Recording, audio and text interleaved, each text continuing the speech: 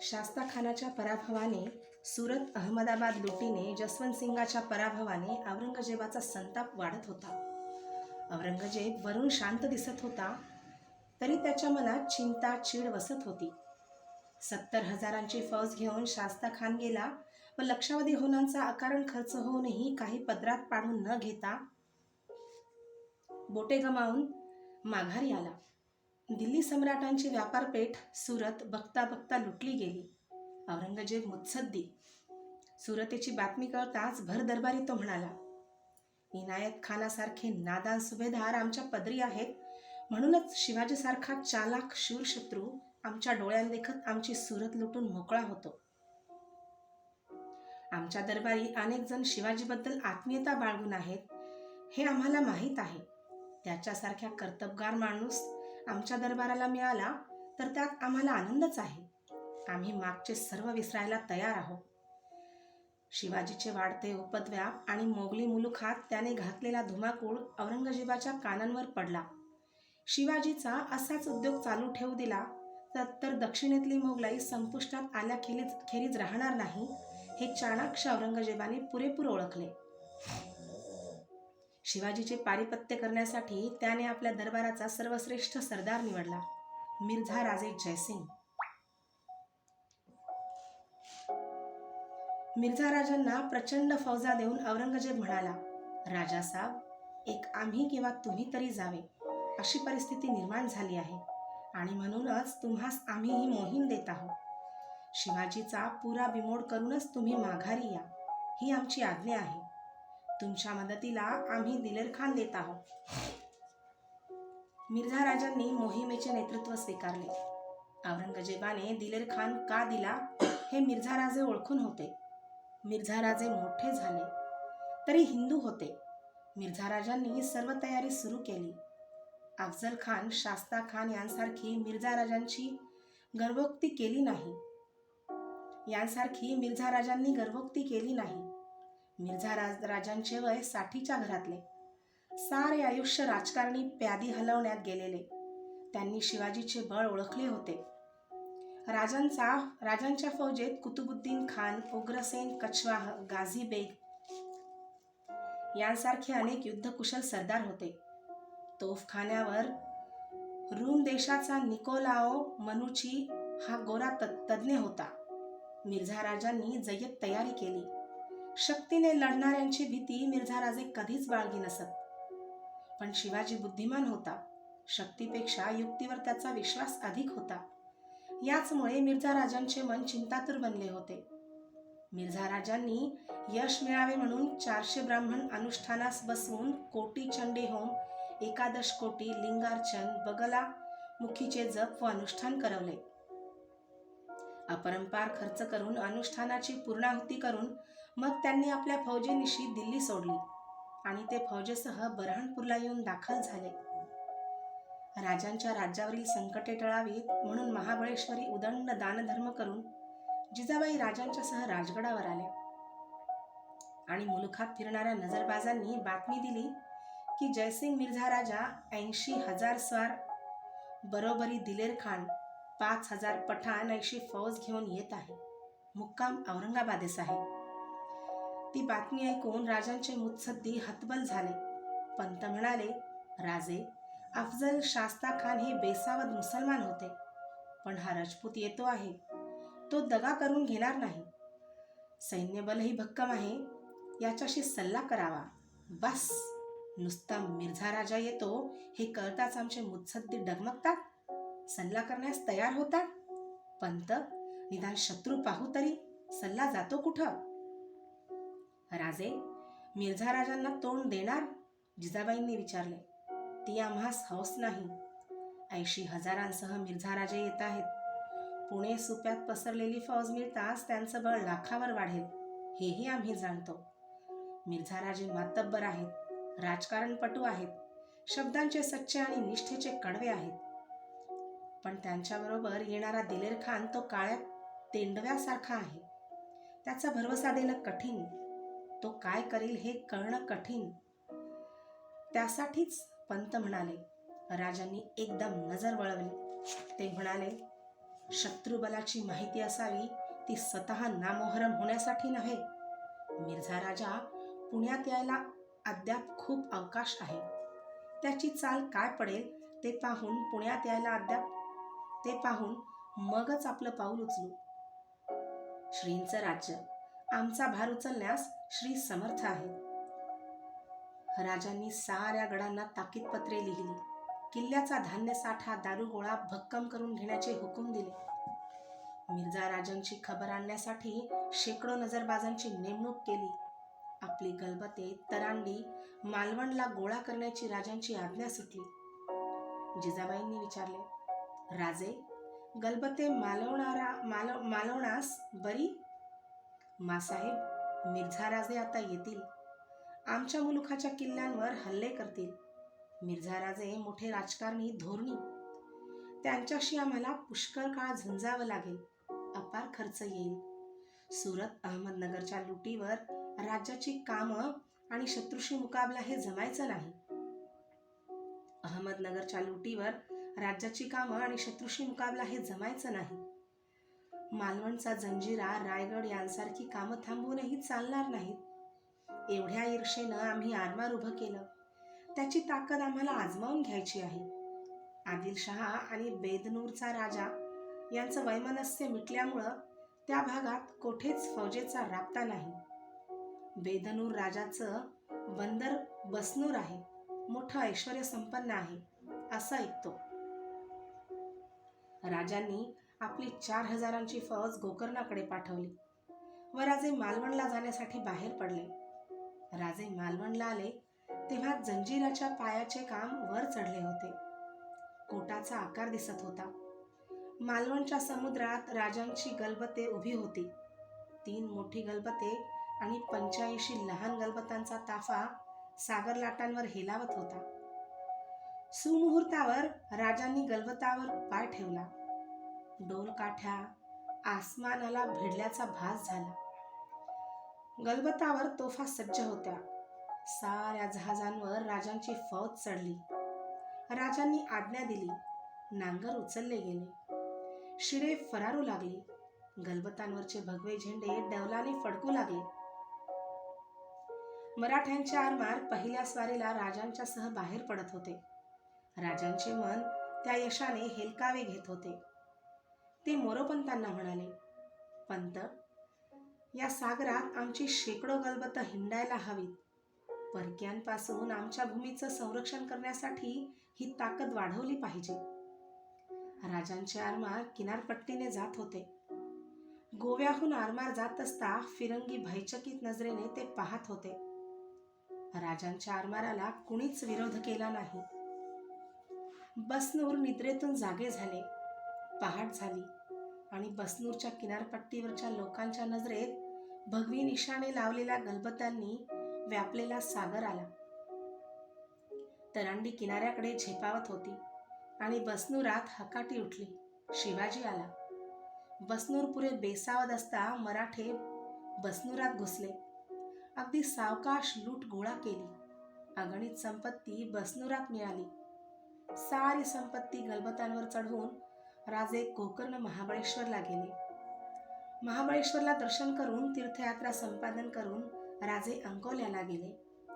राजांनी तेथून आरमार स्वदेशी पाठवून दिले आणि राजे फौज घेऊन किनाऱ्याने चालले. आडव्या आलेल्या नद्या पार करण्यासाठी फक्त 12 तरांडी त्यांनी ठेवून घेतली होती. राजे कारवारला जात होते. होळी नजीक आली होती. राजांचा 35वा वाढदिवस. तारुण्य आणि स्वप्ने, हुरूप आणि साहस यांच्या सीमा ओलांडून राजे प्रौढतेत पाऊल टाकीत होते. हा उंबरठा आपल्या प्रौढ मुत्सद्देगिरीला साजेल अशा शिकारीने साधण्याचा त्यांचा हेतू होता. कारवार बंदरात इंग्रजांची गलबते उभी होती.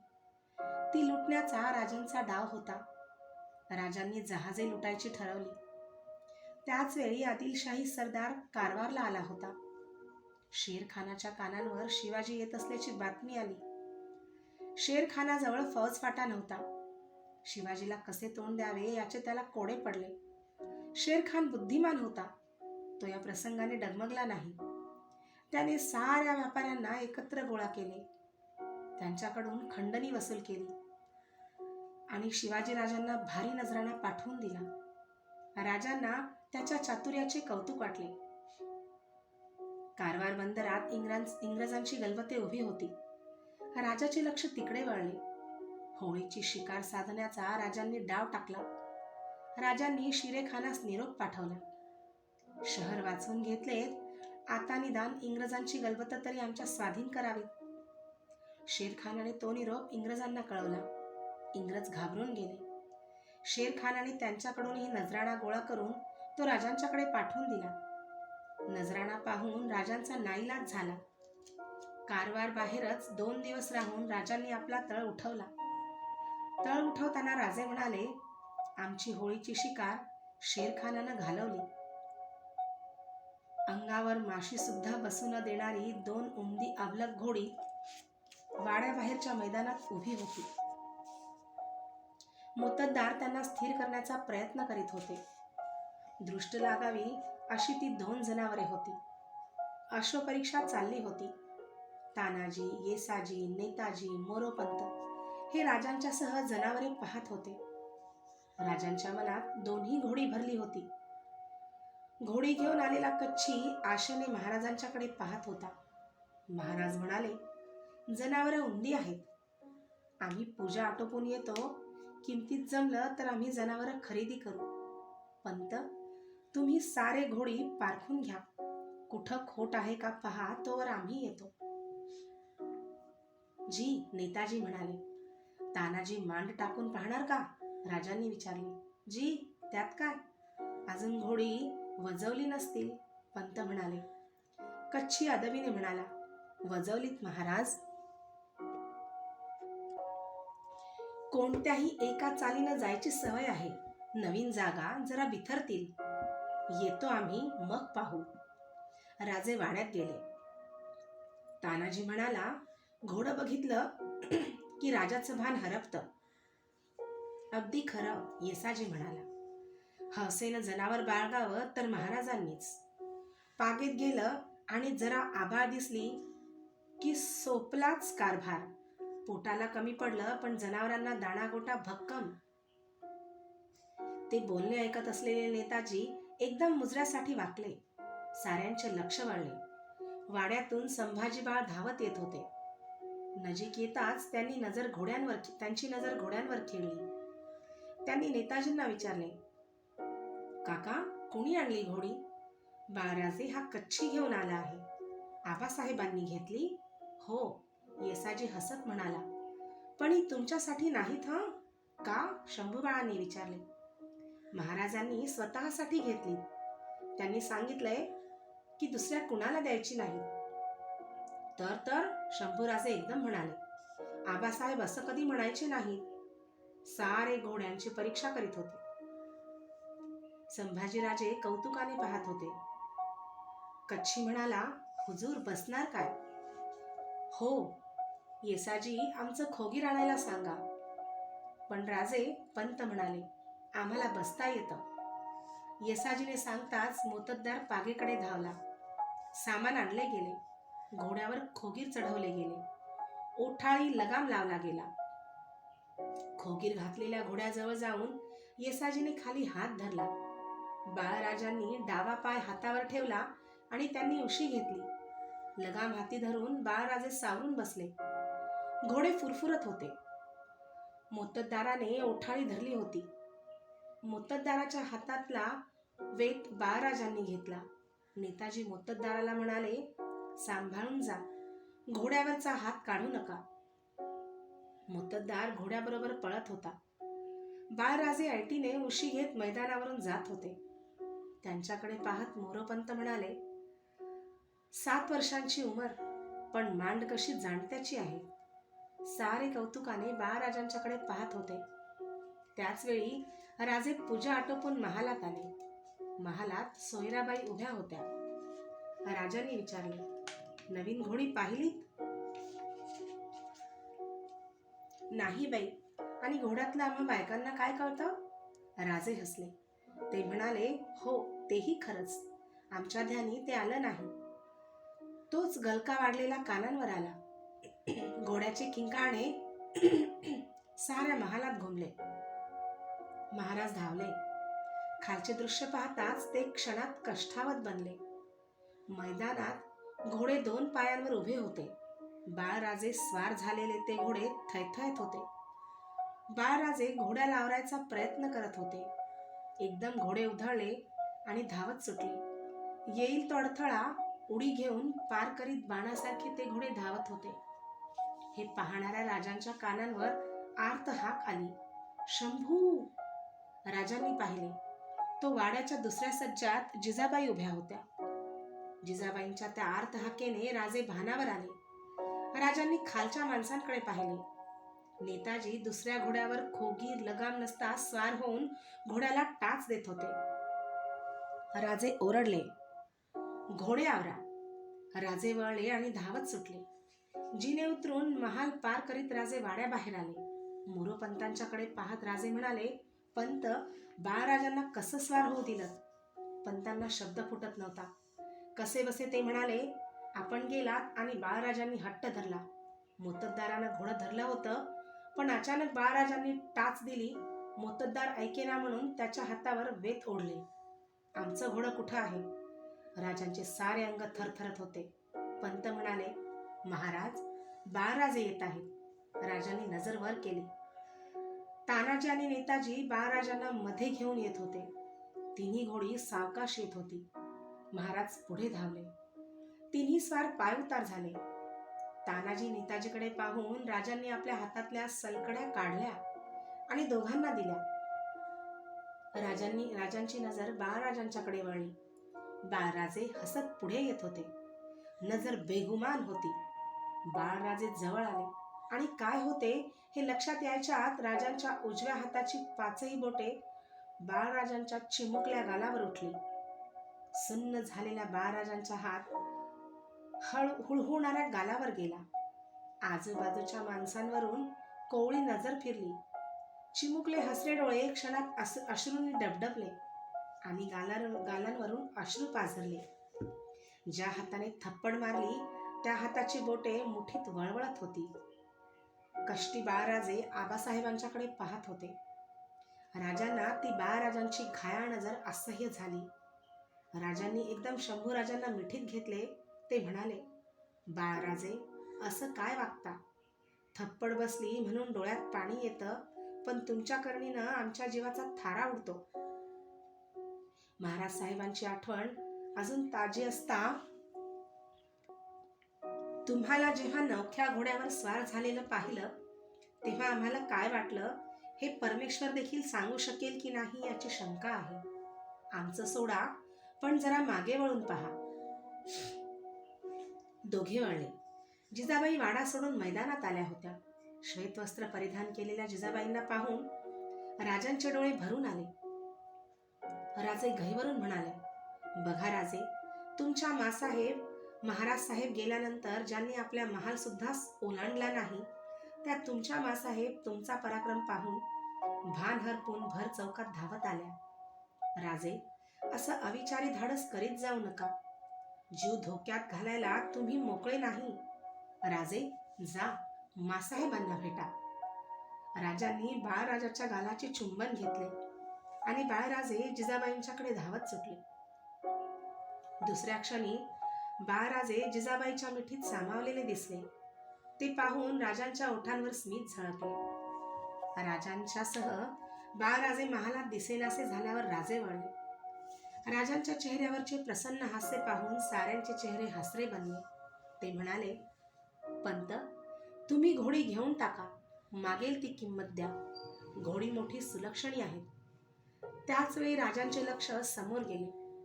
कुडतोजी गुजर आणि रघुनाथ पंत सामोरे येत होते. कुडतोजी गुजर आणि रघुनाथ पंत यांच्यासह राजे महालात जाऊन बसले. आसनावर बसताच राजांनी विचारले, मिर्झा राजे भेटले? जी. कसे आहेत मिर्झा राजे? माणूस मोठा उमदा, पिकल्या केसांचा, पिकल्या बुद्धीचा आहे. आमचं पत्र दिलं? जी. मग ते वाचून संतापले असतील. रघुनाथ पंतांनी नकारार्थी मान हलवली. ते म्हणाले, नाही महाराज. उलट पत्र वाचून त्यांच्या चेहऱ्यावर स्मित झळकलं. ते म्हणाले, तुमच्या राजांना सांगा की केवढाही बलाढ्य शत्रू नामोहरम करण्याचं बळ मोगली सैन्यात आहे. पुढचा विनाश टाळण्यासाठी जितक्या लवकर तुमचे राजे शरण येतील तितकं त्यांच्या हिताचं आहे. राजे विचारात पडले. राजांनी नजर वर केली. मिर्झा राजे सामोपचाराला तयार होतील? जी, तसं वाटत नाही, रघुनाथ पंत म्हणाले. राजे हसले. पंत, आज जरी मिर्झा राजे तयार झाले नाही तरी थोड्याच दिवसात निश्चितपणे तयार होतील. शास्ता खान अशीच एक प्रचंड फौज घेऊन आला होता, पण एक चाकण घेता घेता त्याचे नाकी नऊ आले. मिर्झा राजांनाही तो अनुभव येईल. जयसिंगाची छावणी काय म्हणते? छावणी अफाट आहे, कुडतोजी गुजर म्हणाले. 2 गाव लांब आणि 1 गाव रुंद सहज भरेल. तोफखाना मोठा आहे, त्यात काही प्रचंड तोफा आहेत. एक तोफ ओढायला 80 बैल लावलेले मी पाहिले. तोफखान्यावर मनुची नावाचा फिरंगी सरदार आहे. सांगा. मिर्झा राजांना पुण्याचा कब्जा देऊन जसवंत सिंग दिल्लीत परत गेला आहे. मिर्झा राजांच्या बरोबर त्यांचा मुलगा किरत सिंग आहे. मदतीला अनेक मोठमोठे सरदार आहेत. दाऊद खान, राजा जयसिंग, सिसोदिया, इतीम खान, राजा सुभान सिंग बुंदेला, तिरुमल, झाबरदस्त खान, बकरंदाज खान, कुबत खान, मित्रसेन, इंद्रायण बुंदेला असे अनेक सरदार असून त्यापैकी अनेक नौबत नगाऱ्याचे मानकरी आहेत. असं एकंदर जंगी तयारी करून मिर्झा राजे उतरलेत तर ठीक आहे. साऱ्या गडांना पूर्ण तयारीनिशी राहण्याचे हुकूम द्या. प्रत्येक गड प्राणशर्थीने लढला पाहिजे. आम्ही उद्या पुरंदरावर जाऊ. तो गड नजीक आहे. बहुधा पहिला वेढा त्याच गडाला पडेल. कुर्तोजी, कोंढाण्याची हालत काय आहे? महाराज, कोंढाण्याची काळजी नसावी. दारुगोळ्यासहित गड भक्कम आहे. राजांना आता उसंत नव्हती. राजगडावरून साऱ्या गडकऱ्यांना हुकूम सुटले आणि राजे स्वतः पुरंदरवर गेले. राजांना पाहताच साऱ्या गडावर उत्साह संचारला. पुरंदरावर मुरारबाजी देशपांडे आपली फौज गोळा करून हजर झाले होते. राजांच्या खास विश्वासाची जी माणसे होती त्यापैकी मुरारबाजी होते. ओठांवरच्या गलमिशात, उन्हाने करपटलेल्या उग्र चेहऱ्यावर चमकणारे तेजस्वी डोळे, कमावलेल्या पोलादी शरीराचे मुरारबाजी राजांची आज्ञा ऐकण्यास उतावीळ झाले होते. राजांनी किल्लेदारांना व मुरारबाजींना आज्ञा केली. मुरारबाजी, मिर्झा राजे आमच्या पारिपत्यासाठी रणांगणात उतरले. बहुतेक या रणांगणाचा पहिला मान पुरंदरलाच मिळेल असा आमचा कयास आहे. हल्ला करायला कोंढाण्यापेक्षा पुरंदर सोपा असा दर्शनी भास होतो. मिर्झा राजांचे सैन्य ताकद अफाट आहे आणि त्याच्या विरुद्ध गड लढविण्याची जोखीम तुमची आहे. महाराज, जोवर गडावर मुरारबाजी उभा आहे तोवर गडावर शत्रू येणार नाही याची खात्री बाळगावी. ते आम्हाला माहीत आहे. पण गड हुशारीनं अनेक महिने झुंजवायला हवा. मिर्झा राजानं पुरंदरनं अक्कल शिकायला हवी. शिवाजीच्या राज्यात घुसणं इतकं सोपं नाही हे त्याला कळायला हवं. जशी आज्ञा. गडात काही कमतरता आहे? नाही महाराज, गडकरी म्हणाले. पण जास्त दिवस गड लढवावा लागला तर दारुगोळा कमी पडेल अशी भीती. ती भीती बाळगू नका. अगदी राजगडावर पोहोचताच भरपूर दारुगोळा आणि जादा कुमक पाठवू. महाराज, मग कसलीच काळजी नाही. कोठ्या धान्यानं भरल्या आहेत. गड मजबूत आहे. मिर्झा राजांना गडाच्या चिराही निखळवू देणार नाही. मुरारबाजी आवेशाने म्हणाले. राजांनी मुरारबाजींना मिठीत घेतले. मुरारबाजीचे बळ शतपटीने वाढले. राजे तातडीने राजगडावर आले. पुण्याच्या पूर्वेच्या माळावर सायंकाळच्या तिरप्या सोनेरी किरणात मिर्झा राजे जयसिंगांचा केशरी डेरा उजळला होता. कडेकोट बंदोबस्तात शाही डेरा उभा होता. डेऱ्याच्या चारी बाजूंना तळपते तेगे घेऊन उभे असलेले सिद्धी पहारा देत होते. डेऱ्याच्या मधल्या आखणात आलिशान बैठकीवर मिर्झा राजे बसले होते. मेहंदीने तांबूस बनलेले केस मानेवर रुळत होते. ओठावरच्या गलमिशा चेहऱ्याच्या भव्यतेत भर घालीत होत्या. साठीच्या घरात येऊनही मिर्झा राजांचे देखणे व्यक्तिमत्व लपत नव्हते.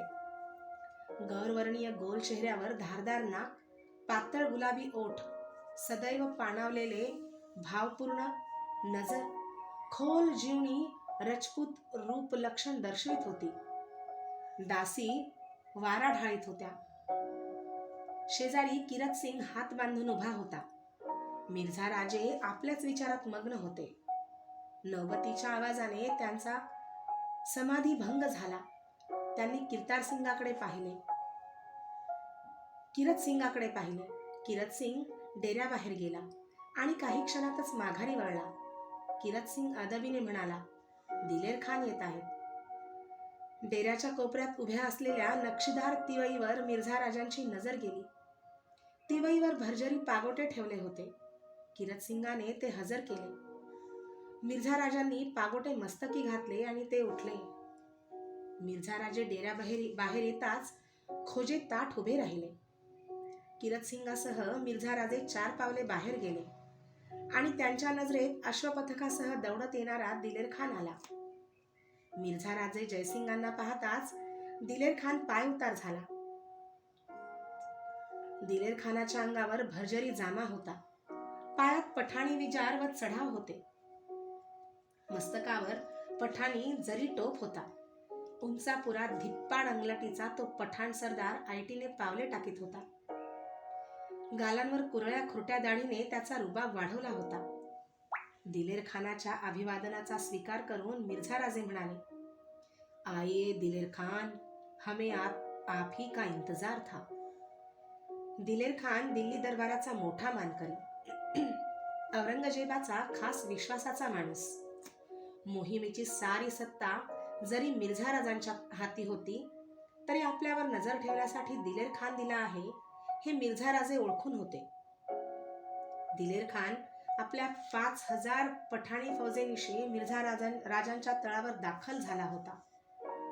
बैठकीवर बसताच मिर्झा राजांनी दिलेर खानाला मद्य दिले. मद्याचा आस्वाद घेत दोघे बोलत होते. किरत सिंग व इतर सरदार अदबीने उभे होते. काही वेळाने दिलेर खानाने विषयाला हात घातला. राजा साहब, आपका इरादा क्या है? इसलिए आपका इंतजार था, मिर्झा राजे म्हणाले. आपका क्या मशवरा है? शिवाजीची सारी हालचाल मी ध्यानी घेतली आहे. त्याची ताकद गडात सामावली आहे. माझा मशवरा असा की शिवाजीचे सारे गड प्रथम घेऊन टाकावेत. क्या यह इतना आसान होगा? मिर्झा राजांनी विचारले. दिलेर खानाने एकदम वर पाहिले. मिर्झा राजांची शांत नजर दिलेर खानावर खिळली होती. त्या नजरेने दिलेर खानाचे पठाणी रक्त उसळले. शाही फौजों को यह दुश्मन कुछ अजीम नहीं होते. ते मीही जाणतो, पण जी चूक मागच्यांनी केली ती आपण करून चालणार नाही. मिर्झा साहब, मी स्पष्ट बोलणारा माणूस आहे, राग मानू नये. बोला दिलेर खान, आमची इजाजत आहे. मागची मोहीम कमकुवत दिलानं झाली होती, त्यामुळं तसं घडलं. ते खरं नाही, मिर्झा राजे शांतपणे म्हणाले. शास्ता खान आमच्या एवढीच फौज घेऊन आले होते. चाकणचा साधा भुईकोट किल्ला तो पदरात घ्यायला शाही फौजेला अफाट खर्च करावा लागला. तिनं हात पळून घेतले. जसवंत सिंग मोठी फौज घेऊन कोंढाण्याला वेढा देऊन बसला, पण त्यालाही मराठी सत्तेपुढं माघार घ्यावी लागली. 3 वर्ष शाही फौज इथं राहिली. दरबारचे करोडोहून खर्ची पडले आणि यश केवढं? राजासाहेब, पुराण्या गोष्टी सोडून द्या. मी गड हेरला आहे, पुरंदरची शान चुटकीसरशी उतरवीन. एक गड ढासळला की आपोआप बाकीचे हाती येतील. मिर्झा राजांनी मान हलवली. ते म्हणाले, दिलेर खान, तुमच्या तडफेचे आम्ही कदरदान आहोत, पण राजकारणात नुसती तडफ चालत नाही. हा डाव बुद्धीनं खेळायला हवा. गड आले तर बरे, नाहीतर नाव जाईल. तुम्ही गडांच्या पाठीमागे लागू नका. मग आपला हुकूम काय आहे? किंचित उपरोधाने दिलेर खानाने विचारले. शब्दाची खोच लक्षात आली नाही असे भासवीत मिर्झा राजे म्हणाले, शिवाजीचं बळ गडात सामावलेलं आहे. गड घेऊ पाहाल तर अपार नुकसान सोसावं लागेल. उंदराची बिळं 50 असतात.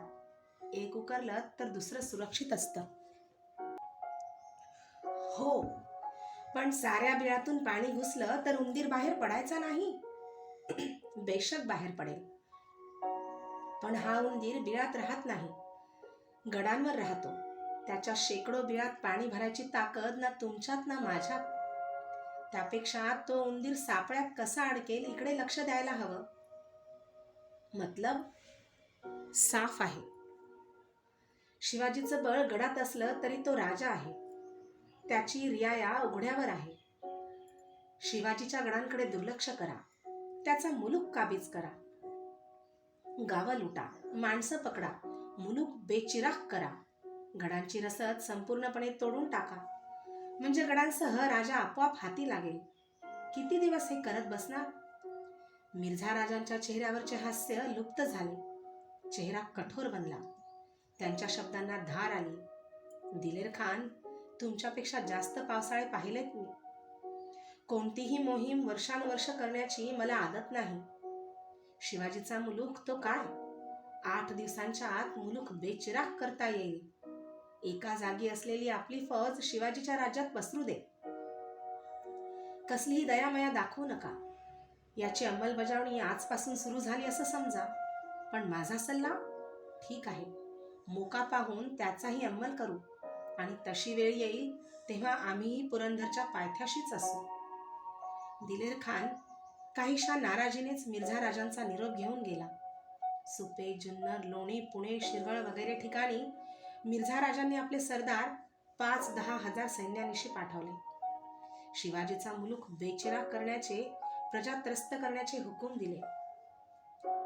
शिवाजी कुठेही गडाखाली उतरला तरी त्याच्याशी 2 हात करून त्याला परत गडावर पिटाळून देण्याचा सल्ला सरदारांना दिला. आणि दुसऱ्या दिवसापासून साऱ्या 12 मावळात हाकाटी उठली. घोड्यांच्या टापांनी प्रदेश हादरून गेला. गावाच्या शेकोट्या बनल्या. पळवल्या जाणाऱ्या बायकांच्या किंकाळ्यांनी मने कातरून निघत होती. जनावरे लुटली जात होती. वेठ बिगार करण्यासाठी माणसांचे तांडे दावणीला बांधले गेले. पाहता पाहता सारे करहे पठार उजाड झाले. सगळीकडे हाहाकार उडाला. मिर्झा राजांनी म्हटल्याप्रमाणे 8 दिवसात शिवाजीच्या मुलुखावर शाही वरवंटा फिरवला. राजांच्या फौजा तुरळकपणे अचानक मोगली सैन्यावर तुटून पडत. दाणागोटा लुटीत. मोगली तुकडीला भुलावणी देऊन आडमार्गी नेऊन झोडपून काढीत आणि जादा कुमक येत. असे दिसताच मनुष्यहानी टाळण्यासाठी निघून जात. राजांची तशी सक्त ताकीद होती. उलटणाऱ्या दिवसाबरोबर दिलेर खानाची अस्वस्थता वाढत होती. तो पुरंदरकडे जाण्यास अधीर झाला होता. मिर्झा राजांची चाल त्याला पटत नव्हती. मिर्झा राजांनी त्याचा वाढता संताप ओळखला आणि दिलेर खानाला त्यांनी पुरंदरला जाण्यास परवानगी दिली. दिलेर खान आपल्या फौजेनिशी कूच करीत 15 दिवसात आपल्या आवाढव्य फौजेनिशी पुरंदरच्या पायथ्याशी पोहोचला. मागोमाग मिर्झा राजे आपल्या सर्व सैन्य बलानिशी पुरंदरची वाटचाल करू लागले. जबाबदार सरदार निरनिराळ्या मुलखांवर बंदोबस्तासाठी ठेवीत. मागचा पुढचा मार्ग सुरक्षित करीत सासवड जवळील नारायण पेठेजवळ येऊन मिर्झा राजांनी आपल्या मुक्कामाचा शामियाना उभारला.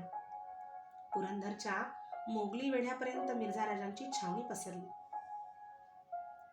दिलेर खान गडाच्या पायथ्याशी पोहोचला आणि गडावरच्या तोफांच्या माऱ्याला त्याला तोंड द्यावे लागले. तोफांच्या टप्प्याबाहेर राहून दिलेर खान मोर्चे बांधित होता. गड जवळ करण्याचा प्रयत्न करत होता.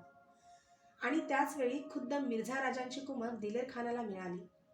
तोफांचा भडीमार सुरू झाला. खंदक खणून त्याचा आश्रय घेत दिलेर खानाची फौज पुढे सरकत होती.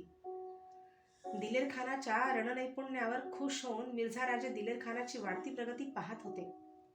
पुरंदरचा वेढा आणि शिवाजीच्या मुलुखाची लुटालूट एकाच वेळी मिर्झा राजांनी सुरू केली होती. दिलेर खान थकला भागला होऊन एक दिवस मिर्झा राजांच्या शामियानात आला. गडाला वेढा देऊन 8 दिवस लोटले तरी फारशी प्रगती होत नव्हती. तोफांच्या भडीमारात दारू सामान खर्ची पडत होते. पण धुराचे ढग उठवण्यापलीकडे त्यातून काहीच निष्पन्न होत नव्हते. मिर्झा राजांनी विचारले, दिलेर खान, वेढा काय म्हणतो? मिर्झा राजे हसले. जमके और मुस्तैदी से जारी है. हां दिलेर खान, जर वेढा इतका चोख असेल तर शिवाजीच्या सैन्याची एक तुकडी बिनविरोध गडावर गेली कशी? दिलेर खान उफाळला. वह दाऊद खान की बेईमानी है. ठीक, मिर्झा राजे म्हणाले. दिलेर खान, गड घेणं तेही शिवाजीचं इतकं सोपं नाही. तुम्ही सुरुंग माचले तर शत्रू येऊन सुरुंगावर पाणी टाकून ते निकामी करतो. खुद्द तुमच्या रसूल बेगवर हल्ला करून तुमच्या खंदकातील 3 मोगली तोफा शत्रूंनी रंजुकीच्या भोकात खेळ ठोकून निरुपयोगी करून टाकल्या. अशा धाडसी शत्रूशी नुसत्या घमेंडीवर मुकाबला करणं कठीण आहे. दिलेर खान म्हणाला, मिर्झा राजे, पुरंदरची गळचेपी मी पुरी अंमलात आणली आहे. आता हे प्रकार घडणार नाही. ते ठीक, पण एवढासा गड घ्यायला किती वेळ खर्ची पडणार? दिलेर चपापला. तो धुमसत म्हणाला, मिर्झा साहब, तुम्ही पाहता आम्ही शिकस्त करतो आहोत, लेकिन मरहट्टे बेहद जिद्दी है. तो अब यकीन हुआ? मी तेच सांगत होतो, पण तुम्ही अधीर बनला होता. पावसाळा तोंडावर आला. गडावरचे मराठे त्याचीच वाट पाहत आहेत. एकदा का पाऊस सुरू झाला की एवढ्या मोठ्या फौजेला चिखलात रुतवल्याची गुन्हागारी आपल्या माथी येईल. नामुष्की पदरात पडेल. अलीजा ठपका देतील, तो वेगळाच. दिलेर खानाची संतप्त नजर मिर्झा राजांच्याकडे वळली. तो ओरडला, नामुमकिन, हम किले पुरंदर को खाक व गुब्बार बना देंगे. केव्हा? मिर्झा राजांनी शांतपणे विचारले. राजा साहब, या दिलेर खानावर बेएतमादी दाखवता? दिलेरने सवाल टाकला. खामोश, मिर्झा राजे मोठी वळत म्हणाले. जवाब इस्तेमाल अदब से करना सीखो, वहम में न रहना. आप मिर्झा राजा जयसिंग से बात कर रहे हैं, तो विकार संभालो. मिर्झा राजे क्षणात शांत झाले. दिलेर खान शत्रूचा नुसता द्वेष करून शत्रूची शिकस्त होत नसते, त्याला कृतीची जोड लागते. दिलेर खान उठला. आपला भरजरी टोप उतरून हाती घेत तो म्हणाला, मिर्झा साहब, एकदा या पठाणाची जबान आहे का? जोवर पुरंदर हाती येत नाही तोवर हा किमॉश ह्या शिरावर दिसणार नाही. इजाजत. दिलेर खान शामियान्याबाहेर पडला आणि मिर्झा राजांच्या चेहऱ्यावर समाधानाचे स्मित पसरले. मिर्झा राजांना पुरंदरची काळजी आता वाटत नव्हती. राजगडचे वातावरण तंग होते. साऱ्यांच्या चेहऱ्यांवर काळजी उमटली होती. राजांच्या बेचैनीला तर पारावार राहिला नव्हता. घडीघडीला गडावर बातम्या येत होत्या. मोगल सैन्याच्या तावडीतून सुटून आलेले मराठे सरदार राजांना भेटत होते.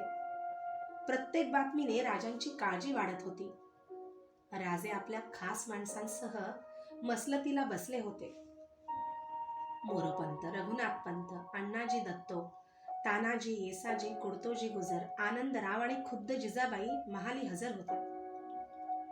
साऱ्यांच्या चेहऱ्यावर काळजीची काजळी धरली होती. राजांनी सर्वांवरून नजर फिरवली आणि बोलायला सुरुवात केली. प्रसंग बाका आहे. मिर्झा राजे हुशार खरे, एकाच वेळी पुरंदरला वेढा आणि आमच्या मुलखात लुटालूट सुरू केली त्यांनी. तानाजी आवेशाने म्हणाला, गाव जाळत बाया बापड्यांसनी नागवत फिरणारा ह्यो मिर्झा राजा, त्याचं कसलं कौतुक? ही मर्दाची कामं नव्हत. राजे हसले. तानाजी, मिर्झा राजांनी तसं केलं नसतं तर आम्हाला काही वाटलं असतं. मिर्झा राजे हुशार आहेत. आमचे गड काबीज करणं इतकं सोपं नाही हे ते जाणतात. आज आमच्या राज्यातील घरं बेचिराख होत आहेत. वस्त्या उठत आहेत. आमच्या आया बहिणी पळवून नेल्या जात आहेत. निष्पाप माणसं वेठबिगारीसाठी आसुडाखाली फोडली जात आहेत. आणि आम्ही त्यांचे राजे, आम्ही गडावर सुरक्षित राहून प्रजेची वाताहत थंड नजरेनं बघतो आहोत. पण यातून मिर्झा राजे काय साधणार?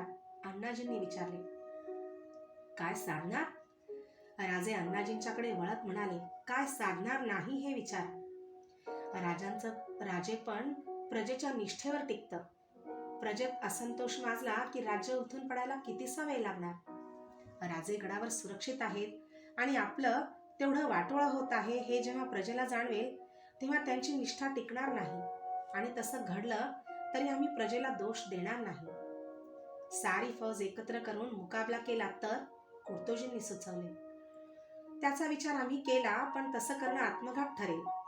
मिर्झा राजांनी आपली फौज आमच्या मुलुकभर पसरून ठेवली आहे.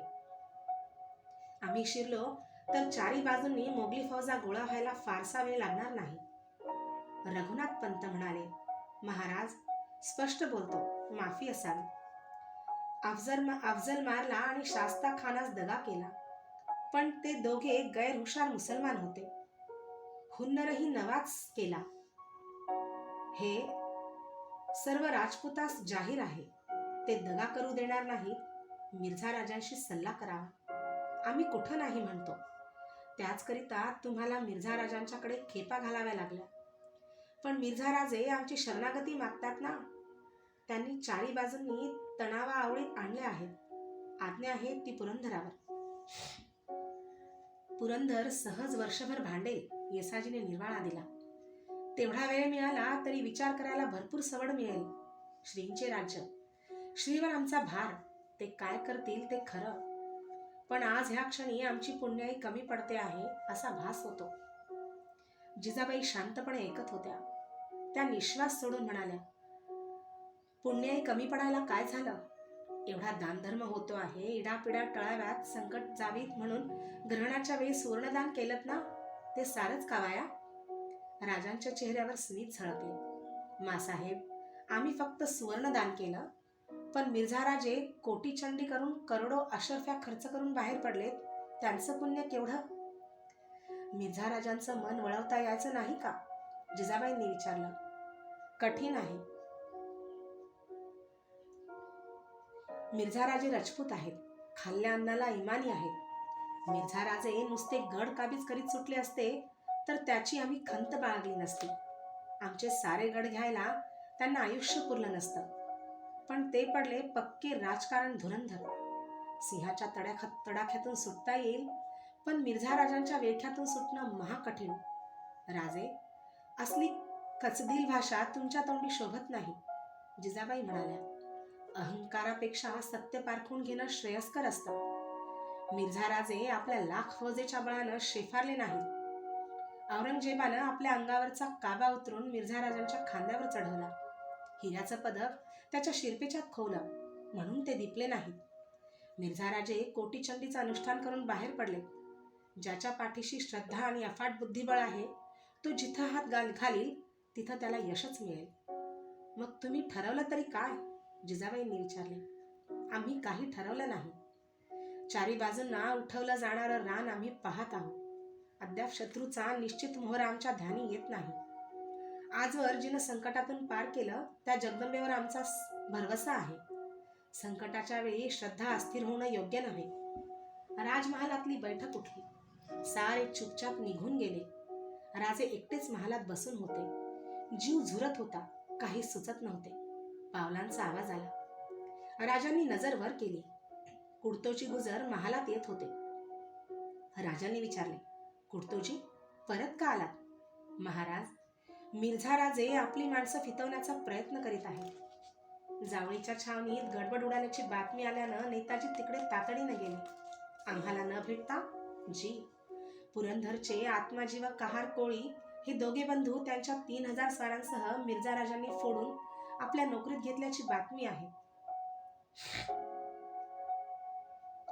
त्या बातमीने राजे सुन्न झाले. दीर्घ निश्वास सोडून ते म्हणाले, मिर्झा राजांची कमाल आहे. पुण्याला येण्याआधीच आदिलशाही सरदार कुलबशहा, रामनगर, पेठ व चोथिया हे राजे त्यांनी फितवले. शिवाप्पा नायक व बसवपट्टणचा नायक यांना आमच्या विरुद्ध उभे केले. वलंदेज फिरंगी यांना आमच्या गलबतांविरुद्ध मोहीम काढण्याचा सल्ला दिला. जावळीच्या चंद्ररावांचे वंशज हुडकून त्यांना त्यांच्या राज्याचं आमिष दाखवलं. अफजल खानाच्या मुलाला बापाचा सूड घेण्यासाठी तयार केलं आणि आता खुद्द आमची माणसं उठवायला सुरुवात झाली. मिर्झा राजे स्वस्थ बसले तर स्वप्न देखील त्यापेक्षा देखणं असतं. तसं झालं तर तर कुणी सांगावं राजकारणाचा रंग बदलेल. कुडतोजींनी पुढे होऊन एकदम राजांचे पाय शिवले.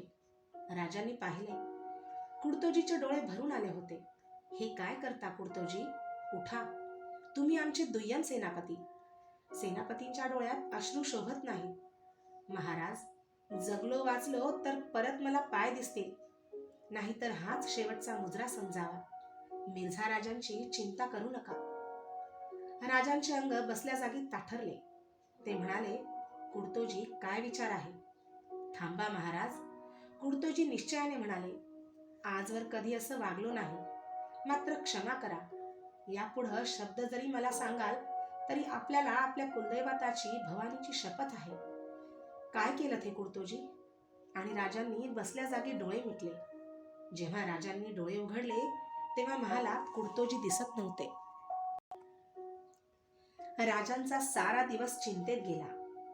रात्री थकले भागलेले राजे आपल्या महालात आले.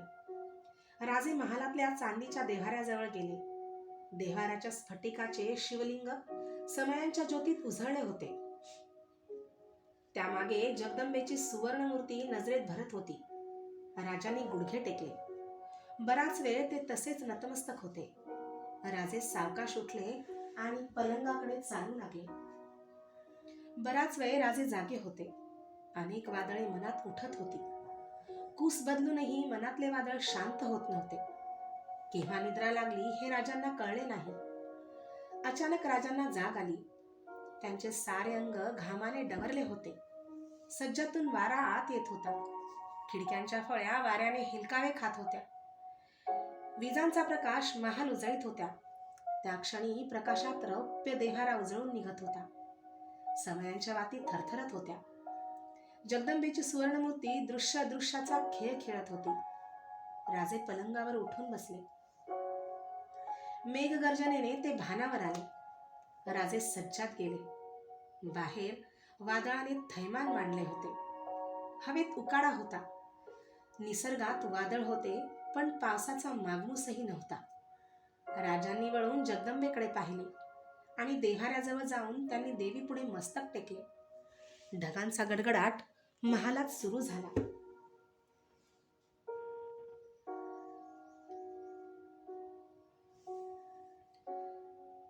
राजे महालाबाहेर पडले. ते सरळ जिजाबाईंच्या महालाकडे गेले. महाल जवळ येत होता. अर्ध ग्लानीत असल्यासारखे राजे झोकांड्या देत जात होते. महाल नजरेत येताच राजांनी हाक मारली, मासाहेब, मासाहेब. मनोहारी बाहेर आली. राजांना पाहताच ती बाजूला झाली. राजे सरळ महालात गेले. जिजाबाई पलंगाजवळ उभ्या होत्या.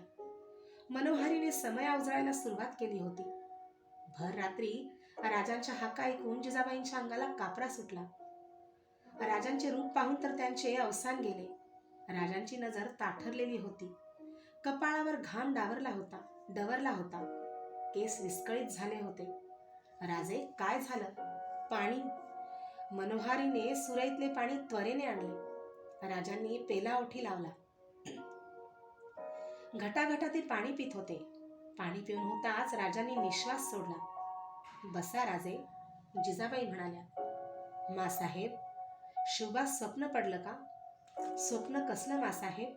राजे प्रयत्न करीत होते. आम्ही उशिरात झोपी गेलो. अचानक जाग आली. सारा महाल उजळला होता. झोपेत आहे की जागा आहे तेही कळत नव्हतं. महालात साक्षात जगदंबा उभी होती. खोल दरीतून आवाज यावा तसा आवाज आम्ही ऐकत होतो. शब्द स्पष्ट आठवतो. काय ऐकलत राजे? जिजाबाई अधीर होऊन म्हणाल्या.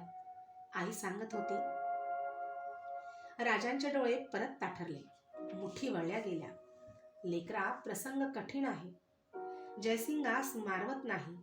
कठीण प्रसंगाला तरी काळजी करू नको. सोबत मी आहे. तुला संकटातून तारून नेईन, यशस्वी करीन. चिंता करू नको. भार माझा आहे. तुला एका पिढीचं राज्य मी दिलं नाही. 27 पिढ्यांचं राज्य तुझं आहे. ती चिंता मला आहे. लेकराची वेडी वाकडी वर्तणूक मला सावरावी लागते. कोण विषयी चिंता न करणे. राजांनी निश्वास सोडला. बस एवढंच आम्ही ऐकलं आणि महालात कोणी नव्हतं. फक्त वादळ विजांचा कडकडाट होता. विजा वादळ? राजे? राजांनी जिजाबाईंच्याकडे पाहिले. सगळीकडे सामसूम होतं. ढगांचा आवाज नव्हता. महालाचे पडदे अगदी स्थिर होते. राजे उद्गारले, मग आम्हाला झाला तो भास? जिजाबाईच्या चेहऱ्यावर आनंद ओसंडत होता. त्या गहिवरून म्हणाल्या, राजे, भाग्यवान म्हणून तुम्हाला दृष्टांत झाला. ती पाठ राखी असता काळजी कसली करता? आईचा आशीर्वाद मिळाला, शांत चित्तानं झोपा. राजे भारावलेल्या मनाने आपल्या महाली आले. सर्वत्र शांतता होती. वाऱ्याचा लवलेशही नव्हता. राजे पलंगावर झोपले. मन हलके झाले होते. डोळ्यात शांत नीज उतरत होती. सायंकाळच्या वेळी मिर्झा राजे मनूची बरोबर बुद्धिबळ खेळत होते. अंधार पडला. एखादी गार वाऱ्याची झुळूक डोळ्यात प्रवेश करीत होती. मिर्झा राजांनी चाल केली होती. मनूची साहेब विचार करीत होता. तोंडावर पंजा धरून पटाकडे पाहत होता. थोडा वेळ गेला. मनूचीचे खांदे उडवले आणि तो म्हणाला, राजा साहब, आपकी जीत हम हार गए. मिर्झा राजे मोठ्याने हसले. मनूची उठला. आपली पसरट टोपी घालून त्याने मिर्झा राजांना वाकून अभिवादन केले आणि मनूची गेला. मिर्झा राजे उठले. डेऱ्याबाहेर येऊन ते उभे राहिले. तळावर पलोते पेटत होते. मिर्झा राजांनी शामियान्यात जाण्यासाठी पायात जरी चढा चढवला आणि ते शामियान्याकडे चालू लागले. तळप ते तेगे घेतलेले 2 सिद्धी मागोमाग चालत होते. मिर्झा राजे आपल्याच विचारात जात होते. शामियान्याच्या प्रवेशद्वाराचे पलोते दिसू लागले. मिर्झा राजे शामियान्याच्या जवळ पोहोचले. तोच एक इसम अंधारातून धावला. खोजाच्या लक्षात येताच तो धिप्पाड खोजा पुढे झाला आणि त्याने आपला तेगा चालवला. तेग्याचा वार त्या इसमाने आपल्या खंजीरावर झेलला. तेगा पुढे पुढे सरकत होता. खंजीराचा हात मागे हटत होता. दुसरा खोजा धावला. भानावर आलेले मिर्झा राजे ओरडले, जिंदा पकडना. क्षणात तो अनोखा इसम गिरफ्तार केला गेला.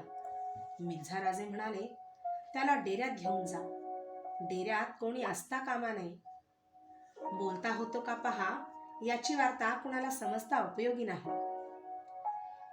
त्या इसमाला नेण्यात आले. काळोखामुळे त्याचा चेहराही पाहता आला नाही. मिर्झा राजे अस्वस्थ झाले होते, पण तसे न भासवता ते शामियान्यात गेले. मिर्झा राजांचा मुलगा किरत सिंग याने राजांचे स्वागत केले, पण मिर्झा राजे बैठकीवर गेले नाही. ते म्हणाले, किरत जी, मला जेवायला थोडा वेळ होईल. माझी तयारी झाली की मी येईन. मला बोलावणं पाठवू नको, जरुरीचं काम आहे. किरत त्या बोलण्यानं आश्चर्यचकित झाला. मिर्झा राजे आपल्या ठरल्या कार्यक्रमात कधीच बदल करीत नसत. शामियान्याबाहेर जाणाऱ्या मिर्झा राजांच्या पाठमोऱ्या आकृतीकडे थक्क होऊन किरत बघत होता.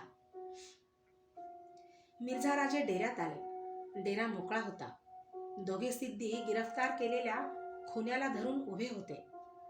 खुन्याच्या मुसक्या आवळल्या गेल्या. मिर्झा राजे बैठकीवर बसले.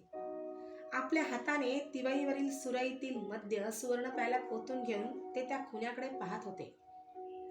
मिर्झा राजांनी त्याच्या मुसक्या सोडण्यास सांगितले. त्याचा चेहरा मोकळा होताच मिर्झा राजे आश्चर्यचकित झाले. मिर्झा राजे म्हणाले, कोण तू? शिवाजीच्या वकिलाबरोबर तूच आला होतास ना? कुर्तोजी काही बोलले नाही. मिर्झा राजांनी रक्षकांना बाहेर जाण्याची आज्ञा केली. कुर्तोजी त्या वर्तनाने अस्वस्थ झाले. मिर्झा राजे म्हणाले, भिवू नको, तुला काही होणार नाही. माझी हत्या करून काय साधणार होतं? कुर्तोजींनी ओठावरून जीभ फिरवली. त्यांना धीर आला होता. ते म्हणाले, साहेब, चाकरी समजून आलो होतो, पण आपलं दैव बलवत्तर. ईश्वर तुमच्या पाठीशी आहे म्हणून वाचला.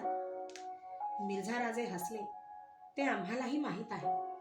तो आशीर्वाद आमच्या पाठीशी नसता तर आम्ही शिवाजीराजांच्या वर विजय मिळवला नसता. विजय अजून फार दूर आहे. चुकीचं आहे. विजय आमच्या मुठीत आहे. नाहीतर राजांच्या पदरची त्यांच्यावर वेडप्रेम करणारी तुमच्यासारखी माणसं असं वागली नसती. मिर्झा राजाला खरंच चेटूक प्रसन्न आहे का, असा विचार कुर्तोजीच्या मनाला स्पर्श करून गेला. विस्फारित नेत्रांनी तो मिर्झा राजांच्याकडे पाहत होता. मिर्झा राजे दिलखुलास हसले. आम्ही हे कसं जाणलं याचं आश्चर्य वाटतं. शिवाजीजवळ राहून अजून त्याला ओळखलं नाही. शिवाजीनं टाकलेली झेप कधी चुकत नाही. आमची हत्याच करायची असती तर असा कच्चा डाव शिवाजीनं टाकला नसता. अफजल शास्ता खान आठव. पण आम्ही तुझ्यावर खुश आहोत. आमची इच्छा आहे की तू आमच्या पदरी यावं. मागशील तो मान तुला मी देईन. कुर्तोजी भानावर आले. त्यांनी अंगठा गिळला. ते म्हणाले, यापेक्षा माझं डोकं उडवलं तरी चालेल. तू हे म्हणणार तेही मला माहीत होतं. आम्ही तुला सोडायचं ठरवलं आहे. तुझं घोडं आहे. तुझं घोडं आहे? नाही. ठीक. मिर्झा राजांनी टाळी वाजवली. सेवक आत आला. मिर्झा राजांनी शिरपाव आणून तो कुर्तोजींना दिला. कुर्तोजींसाठी घोडा तयार ठेवण्याची आज्ञा दिली. मिर्झा राजांनी खांद्यावर हात ठेवला. त्यांच्या नजरेला नजर भिडवीत मिर्झा राजे म्हणाले, घाबरू नको. दगा होणार नाही. चावडी बाहेर जाईपर्यंत माझं पथक तुला सोबत करेल. घोडा तुला बक्षीस दिला आहे. शिवाजीराजांना सांग, शत्रूच्या मुलुखात असताना आम्ही क्षणभरही बेसावध नसतो. यापेक्षा खुद्द तुमचे राजे लवकर येऊन भेटतील तर बादशहाकडून मनसबदारी देणं सोपं पडेल. फार कटुता वाढण्याच्या आतच राजांना भेटा म्हणावं. त्यात त्यांचं कल्याण आहे. मिर्झा राजांच्या व्यक्तिमत्वाने, त्यांच्या औदार्याने कुर्तोजी दिपले होते. त्यांनी लवून मुजरा केला आणि मिर्झा राजांचा निरोप घेतला. मद्याचा आस्वाद घेत मिर्झा राजे समाधानाने जरी बैठकीवर रेलून बसले होते, तोच किरत सिंग आत आला. अधीरपणे त्याने विचारले, आपल्यावर हल्ला झाला? कोण म्हणतं? माझ्या शामियान्याजवळचा सेवक सांगत होता. खोटं. माझ्यावर हल्ला कोण करणार? मग कोण आलं होतं? हा प्रश्न विचारण्याचा अधिकार तुला नव्हता, पण तुला म्हणून सांगतो. शिवाजीचा दुय्यम सेनापती गुजर भेटायला आला होता. लवकरच आपल्या मनाजोगं तर होईल. आम्ही एवढ्यात जेवायला येऊ. आपल्यालाही खुश खबर द्यायची आहे. दिलेर खानाने वज्रगड घेतला आहे. इजाजत. मिर्झा राजे समाधानाने लोडावर कलंडले. किरत निघून गेला आणि थोड्याच वेळाने मिर्झा राजे डेऱ्याबाहेर पडून शामियान्याकडे जाऊ लागले. कुर्तोजी गुजर राजांच्या समोर उभे होते. सारी हकीकत ऐकून राजांचा विश्वास बसत नव्हता. कुर्तोजी सांगत होते, मिर्झा राजांनी मला चांगलं वागवलं. एवढंच नव्हे तर शिरपाव आणि घोडा दिला. माणूस मोठा उमदा. राजा शोभतो. राजे प्रसन्नपणे हसले. म्हणाले, कुर्तोजी, मिर्झा राजांनी तुम्हाला सोडून जे मिळवायचं ते यश मिळवलं. तुम्ही गेलात, पण तुमच्या काळजीनं आमचा जीव झुरत होता. तुम्ही आला ही बातमी कळली तेव्हा केवढा आनंद झाला ते कसं सांगू. तुम्ही सुखरूप आलात यातच आम्हाला सर्व मिळालं. पण कुर्तोजी, तुमचा हा अविवेकी स्वभाव आम्हाला एक ना एक दिवस पश्चाताप करायला लावेल. आपल्या स्वभावाला मुरड घालायला शिका. मिर्झा राजांची छावणी काय म्हणते? यश मिळण्याची मिर्झा राजांना खात्री आहे. काल 2 प्रहरपर्यंत तोफांचे आवाज कानांवर येत होते. एल्गार जारी आहे. राजांनी निश्वास सोडला. कुर्तोजींनी मुजरा केला. ते वळणार तोच राजे म्हणाले, थांबा कुर्तोजी. आमचे शत्रू आमच्या माणसांचं कौतुक करतात, तिथं आम्ही स्वस्थ कसे बसू? राजांनी शिरपाव मागवला. शिरपाव घेऊन मोरोपंत आत आले. तबकात शिरपाव, तलवार आणि मानवस्त्र होते. राजे मोरोपंतांना म्हणाले, मोरोपंत, कुर्तोजी मोठा पराक्रम करून आले. खास शत्रुगोटाची बातमी काढून आले. राजांनी कुर्तोजींना शिरपाव दिला. तलवार आणि मानवस्त्र हाती देत ते म्हणाले, कुर्तोजी, आम्ही तुमचं नाव बदललं आहे. प्रतापराव ही किताबत आम्ही तुम्हाला बहाल करीत आहोत. तुमच्या नावात, तुमच्या पराक्रमाला ते नाव सार्थ आहे. प्रतापरावांनी मुजरा केला. कुर्तोजी गुजरांचे प्रतापराव गुजर झाले. मानाचा स्वीकार करून प्रतापराव वळले. त्याच वेळी महालात येत असलेल्या तानाजीवर साऱ्यांची नजर वळली. तानाजी मुजरा करून म्हणाला, महाराज, घात झाला. वज्रगड पडला. वज्रगड पडला? राजे सुन्न झाले. वज्रगड पुरंदरचा जुळा भाऊ. वज्रगड पडला की आकाशाला भिडलेला पुरंदर नजरेच्या टप्प्यात तोफांच्या मारात आला. तो गड वर्षभर भांडेल असे वाटत होते. त्याचा रक्षण करता अवघ्या 13 दिवसात पडला. राजे म्हणाले, ज्याची भीती वाटत होती तेच घडलं. राजे आपल्या विचारात रात्री आपल्या महाली बसले होते. जिजाबाईंना आत आलेल्या पाहताच राजे उठले. राजे म्हणाले, आम्हाला बोलवायचं होतं, आम्ही खाली. दिवे लागण होऊन बराच वेळ झाला. सोयराला विचारलं तर एकटेच महाली आहात असं कळलं. केव्हा वेळ गेला हे आमच्या लक्षात आलं नाही. वज्रगड पडला हे खरं? हो. आता फार काळ पुरंदर टिकाव धरील असं वाटत नाही. मासाहेब, आम्ही तह करायचं ठरवलं आहे. पण मिर्झा राजे संपूर्ण शरणागती मागतात ना. शक्यतो ती पाळी येऊ नये यासाठीच आम्ही खटपट करू, पण जमेल असं दिसत नाही. पुरंदर हातचा जायच्या आतच तह झाला तर मानाचा तह होण्याची शक्यता आहे. पुरंदर गेला की मग मिर्झा राजांच्या दयेचा प्रश्न राहील. शोभा, कसलं रे हे संकट? मासाहेब, डोळ्यात पाणी आणू नका. आम्हाला जगदंबेनं दृष्टांत दिला आहे. जेव्हा काळजीची पराकोटी होते तेव्हाच त्यातून सुटण्याचा मार्ग सापडतो. हा आमचा अनुभव आहे. वज्रगड पडला तरी पुरंदर घेणं इतकं सोपं जाणार नाही. मुरारबाजी शर्थीनं गड राखतील. मग तहासाठी कुणाला पाठवणार? आता सावधगिरीनं पावलं टाकायला हवी. उद्या आम्ही आणखी एक पवित्रा टाकणार आहोत. पाहू जमतं का? दुसऱ्या दिवशी राजानं मिर्झा राजांच्याकडे कर्माजी नावाच्या विश्वासू जासुदाच्या मार्फत थैली रवाना केली. मिर्झा राजांच्या पत्रात राजांनी लिहिलं होतं, सम्राटांचा माझ्यापासून खूप फायदा होईल. मी बादशहांचा नौकरच आहे. या कोकणपट्टीच्या दुर्गम अशा खडकाळ व डोंगराळ भागात लढाई करीत राहून श्रमी होण्यापेक्षा आपण आदिलशाही स्वारीचा विचार करीत असाल तर जरूर मी मदत करायला तयार आहे. आपल्यावरची संक्रांत विजापुरावर सरकवण्याचा राजांचा डाव होता. राजे उत्तराची वाट पाहत होते. पत्राचे उत्तर घेऊन जासूद आला. राजांनी रघुनाथ पंथांना ते पत्र वाचायला सांगितलं. रघुनाथ पंथ वाचू लागले. बादशाही सेना जी आकाशातील अगणित ताऱ्यांप्रमाणे विपुल आहे, तिला दख्खनमध्ये तुझ्या विरुद्ध पाठवलेली आहे. तुझ्या दुर्गम डोंगरी व खडकाळ प्रदेशावर विसंबून राहू नकोस. ईश्वराची इच्छा असेल तर हा प्रदेश घोडदळाच्या व पायदळाच्या टाचांनी पार सपाट होऊन जाईल.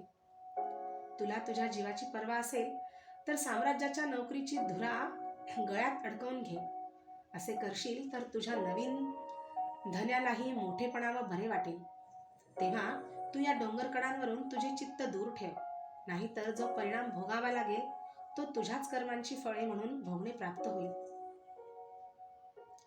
त्या उत्तराने राजे सुन्न झाले. राजांच्याकडून अनेक पत्रे जात होती, उत्तरे येत होती, पण मिर्झा राजे वळत नव्हते. पुरंदरवर तानाजी 300 सैनिक गडावर चढवल्याने राजे पुरंदरविषयी निश्चिंत होते. राजांचा एकच आधार उरला होता, निसर्गाचा. पावसाळा आला की काहीतरी हालचाल करता येणे शक्य होते. राजे तह करण्यासाठी मिर्झा राजांना अनेक पत्र लिहित होते. पण मिर्झा राजे पूर्ण शरणागतीशिवाय काहीच बोलत नव्हते. राज्यातल्या मुलुखात बेसुमार लुटालूट जारी होती. पुरंदरवरचा हल्ला एकही दिवस थांबत नव्हता. तो थांबविण्याकरिता राजांनी आपले सेनापती व युवराज यांना तह करण्यासाठी पाठवण्याची तयारी दर्शवली. पण मिर्झा राजे शिवाजी राजांच्या खेरीज कुणाशीही बोलणी करायला तयार नव्हते. त्यांनी रघुनाथ पंतांना स्पष्ट बजावले, तह करण्याचा मला हक्क नाही, पण शिवाजी बिनहत्यार गुन्हेगारासारखा समक्ष येऊन केल्या गुन्ह्याची माफी मागेल तर कदाचित कृपाळू होऊन क्षमा करतील. मी तशी शिफारस जरूर करेन. राजांनी जीविताची हमी मागितली. राजे येणार हे कळताच मिर्झा राजे आनंदले. त्यांनी राजांच्या जीविताची हमी दिली. राजांचे वकील रघुनाथ पंथ यांना शपथ करून बेल तुळशी दिल्या. भेटीच्या दिवसाची तारीख निश्चित करण्यासाठी बोलणी सुरू झाली. मिर्झा राजांनी तातडीने दिलेर खानाला बोलावून घेतले. दिलेर खानाला मिर्झा राजांनी सर्व परिस्थिती सांगितली. आपल्या परोक्षही बोलणे ठरवीत याचा दिलेर खानाला राग आला. जेव्हा मिर्झा राजांनी पुरंदरवरचा वेढा सौम्य करण्याचा आदेश दिला तेव्हा तर दिलेर खानाच्या आश्चर्याला पारावार राहिला नाही. तो भानावर येऊन उसळला. मिर्झा साहेब, एवढे कष्ट घेऊन रुद्रमाळ घेतला, पुरंदर बेजार केला, ते ऐनवेळी कच खाण्यासाठी? 4 दिवसात पुरंदर ताब्यात येईल हे मी कैक दिवस ऐकतो आहे. जरी ते शक्य असलं तरी मला ते नको आहे. का? शिवाजीराजांना पुरंदर जाण्याच्या आत तह हवा. त्यांचं स्वप्न पुरंदरवर अवलंबून आहे. पुरंदर पडला तर शिवाजी कदाचित तहाला होणार नाही. निराश होऊन तो बेफाम बनेल. आलेलं यश दूर जाईल. हा राजासाहेब, एवढे तुम्ही खामोश. दिलेर खान, एवढा गड घ्यायला इतके दिवस लागले. दारुगोळा खर्ची पडला. पाऊस केव्हा सुरू होईल कोणी सांगावं. माणसाशी टक्कर देता येते, पण निसर्गाशी टक्कर कठीण आहे. मला तो धोका पत्करण्याची इच्छा नाही.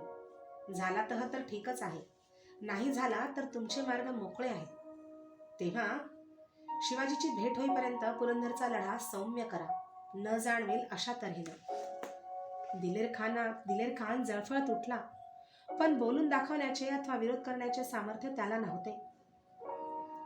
मिर्झा राजांनी आज्ञा मान्य करून ते आपल्या तळाकडे निघून गेला. मिर्झा राजे शिवाजीराजांना भेटण्यास उतावीळ झाले होते. भेटीचा दिवस निश्चित ठरला. मृग नक्षत्र लागले तरी पावसाचा पत्ता नव्हता. ना पश्चिमेचा गार वारा सुरू झाला. पश्चिमेकडून ढग अखंडपणे येत होते. काळ्या ढगांनी सारे वातावरण कुंदावले होते. राजे राजगडाला होते. महिनाभर वाटाघाटी करून भेटीचा दिवस आषाढ शुद्ध नवमी ठरला. भेट निश्चित झाली तशी राजांची तगमग वाढली. यातून काय निष्पन्न होणार याचा अंदाज लागत नव्हता. राजांनी सुरक्षिततेसाठी जिजाबाईंना आणि सोयराबाईंना कोंढाण्यावर हलवले. जिजाबाईंनी विचारले, आम्ही कोंढाण्यावर जायचे कारण? मासाहेब, तहाला बसण्याची वेळ आली तर कोंढाण्यासाठी जरूर हट्ट धरला जाईल. आपण तिथं असला तर निमित्त करता येईल. शंभूबाळ राजगडावर राहतील, तुम्ही कोंढाण्यावर असावं. कसलाही प्रसंग आला तरी सारं घर एक जागी राहणं बरं नाही. राजे, तुम्ही मिर्झा राजांच्याकडे जात आहात खरे, पण मला भीती वाटते. कसली? मिर्झा राजे घातपात तर करणार नाहीत ना? राजे जिजाबाईच्या नजरेस नजर देत म्हणाले, नाही मासाहेब, ती चिंता सोडा. मिर्झा राजे राजपूत आहेत, शब्दाला जागणारे आहेत. दिलेर खानानं वज्रगड घेतला तेव्हा वज्रगडाचे लोक पकडून मिर्झा राजांच्याकडे पाठवले. अशा प्रसंगात शत्रूच्या माणसांची कत्तल हा रिवाजच आहे. पण मिर्झा राजांनी आमची सारी माणसं सोडून दिली. बाईज्जत. मोठ्या उदार मनाचा माणूस दिसतो. ती राजकारणी चाल होती. चाल? जिजाबाईंनी विचारले. हो, राजे म्हणाले. मिर्झा राजांचा उदार स्वभाव कळावा हा जसा हेतू, तसाच पुरंदर लढवीत असलेल्या आमच्या फौजेनं दिपावं हाही डाव होता. पण काही झालं तरी मिर्झा राजे आम्हाला जपतील, प्राणमुलानं जपतील. परंतु तो दिलेर खान मोठा हरामजादा, बेईमान आहे. तोच काय करील हे कळत नाही. दुसऱ्या दिवशी राजांनी जिजाबाईंना सोयराबाईंना कोंढाण्याकडे पाठवलं. राजांनी सर्व गडांना प्रसंग आला तर गड भांडविण्याची आज्ञापत्रके पाठवली. मोरोपंत, अण्णाजी दत्तो, प्रतापराव गुजर, येसाजी, मानाजी या सर्वांना प्रसंग बाका आला तर काय करायचे याच्या योजना सांगितल्या. गडाची मजबूती जातीने पाहिली. राजांनी आनंदराव निराजीपंत, नागोजी फर्जंद, बहिर्जी फर्जंद, कृष्णा जोशी व विश्वासराव यांना सोबती म्हणून निवडले. महादेव रक्षक म्हणून बरोबर घेतला आणि सुमुहूर्तावर राजांनी गड सोडला. शिवाजी राजांच्या भेटीसाठी खास उभारलेल्या शामियान्यात मिर्झा राजे बसले होते. 2 जरी बैठका नजरेत भरत होत्या. दोन्ही बैठकांच्या शेजारी नक्षीकाम केलेले उंची हुक्के ठेवले होते. सुवर्ण धूपदाण्यातून कनोजी धुपाची वलये उठत होती. किनखापी कनाती लावलेल्या व गालीच्या अंथरलेल्या आपल्या शेंद्री रंगाच्या शाही शामियानात मिर्झा राजे शिवाजी राजांची वाट बघत होते. शामियानाचा थाटमाट ऐश्वर्य संपन्न होता. मिर्झा राजांनी स्वतः जागा निवडून शामियाना उभा केला होता. मिर्झा राजांच्या भोवती जुन्या सरंजामी परंपरेतील काही निवडक राजपूत वीर रक्षक म्हणून उभे होते. त्यांच्या मस्तकांवर रुबाबदार साफे बांधले होते.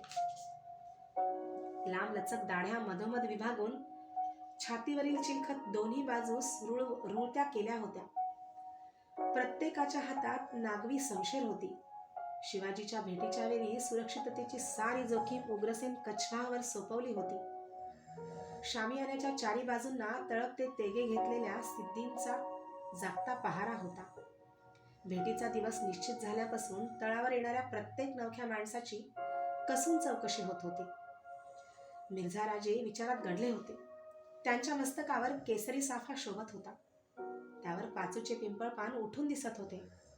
अंगावर जरी काडीची किनार असलेला आसमानी अंगरखा व पायात चुडीदार विजार होती. गळ्यात नवरत्नांचा कंठा रुळत होता. साठीच्या घरात असलेले वय फक्त पांढऱ्या केसांनी दिसत होते. तरतरीत सरळ असलेले नाक, पातळ ओठ, गहिरी पाणावलेली नजर मिर्झा राजांच्या व्यक्तिमत्वाला उठाव आणत होती. रुंद कपाळावर केशरी टिळा शोभत होता. तोफांच्या आवाजाने मिर्झा राजे भानावर आले.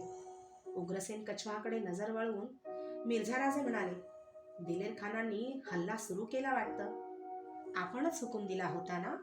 हो. शिवाजी राजांच्या स्वागताला तोफांची सलामी नको? उग्रसेन हसला. मिर्झा राजांच्या चेहऱ्यावर समाधान होते.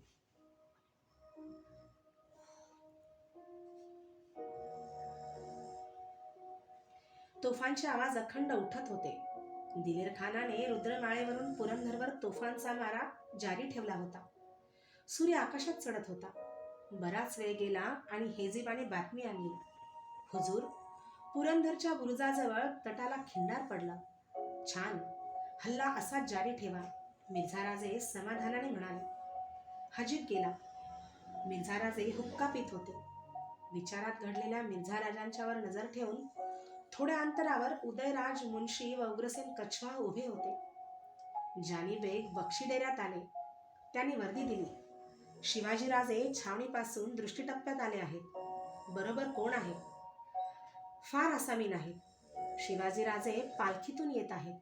बरोबर 5-6 रक्षक व पालखीचे कहार भोई आहेत. मिर्झा राजांनी उग्रसेन कछवा आणि उदयराज मुन्शी यांना राजांना सामोरे जायला सांगितले व आज्ञा दिली. शिवाजीराजे निशस्त्र संपूर्ण शरणागतीच्या तयारीनं मला भेटायला येत असतील तरच या म्हणावं, नाहीतर त्यांना आल्या पावली परत जाण्यास मोकळीक आहे हे कळवा. हे मान्य असेल तरच राजांना घेऊन इथे या. उग्रसेन कछवा आणि उदयराज मुन्शी मिर्झा राजांना मुजरे करून कामावर निघून गेले.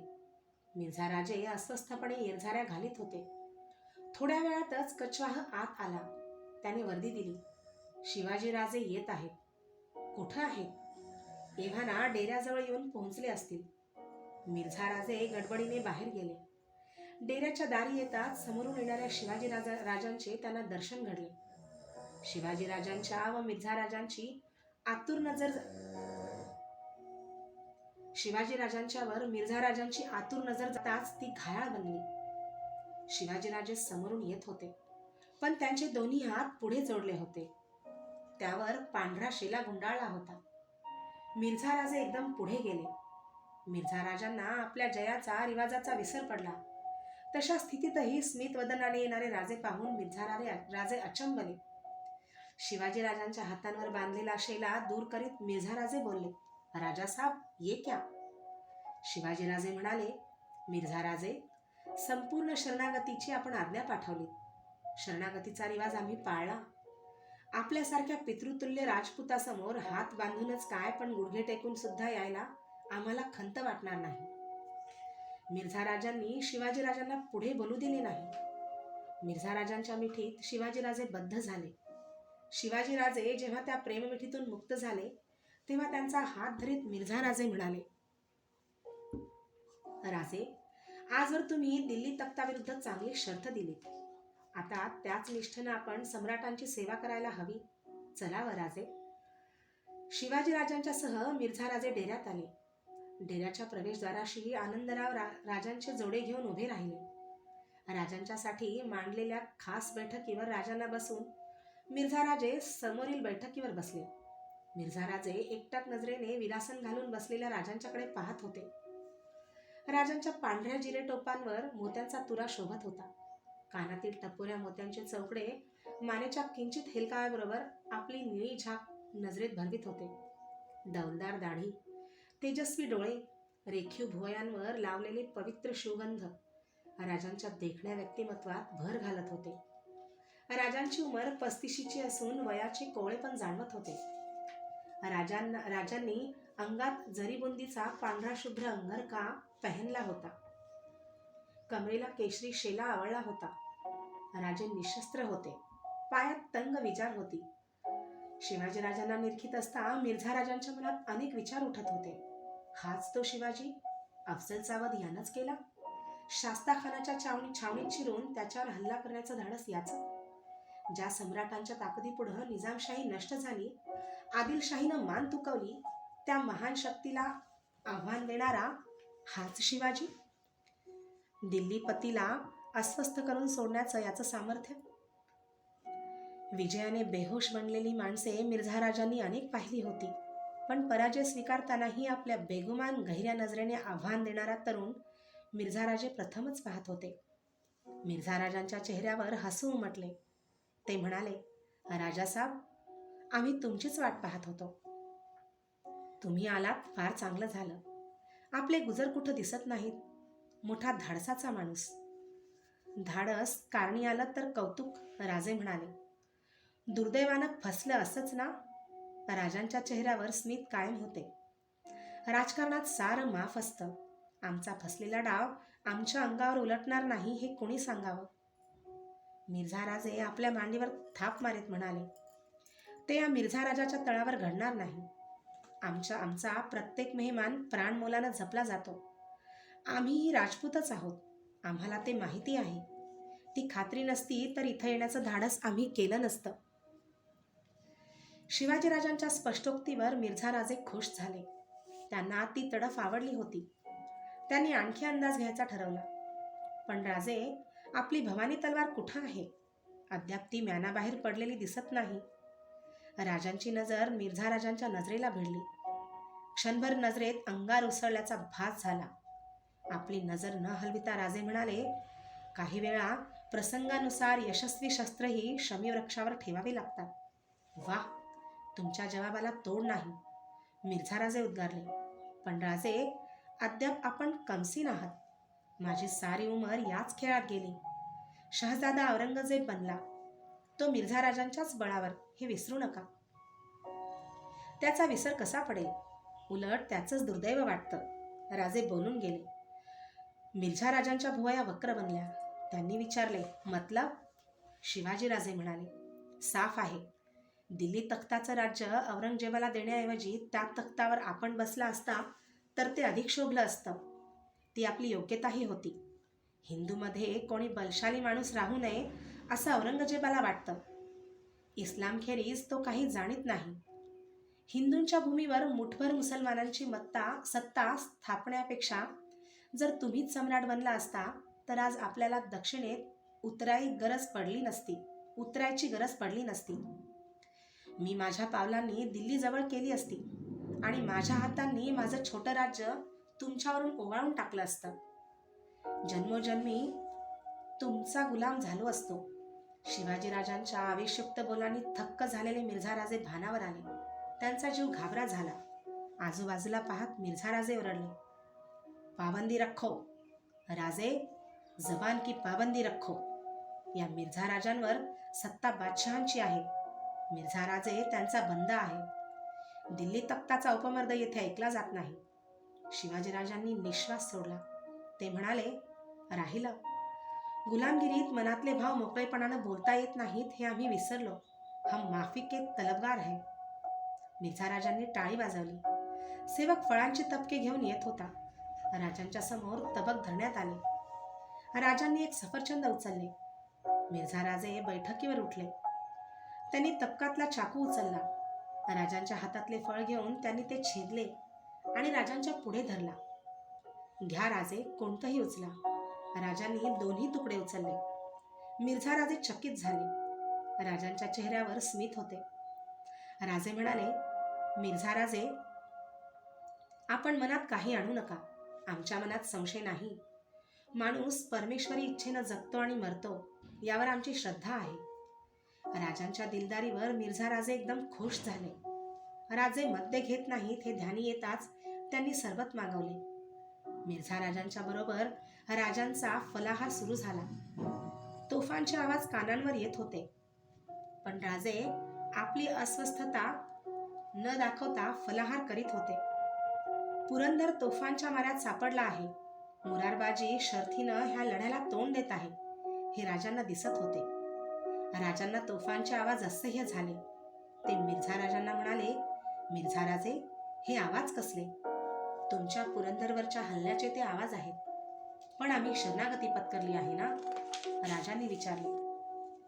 त्याची अंमलबजावणी होईपर्यंत हे असंच चालायचं?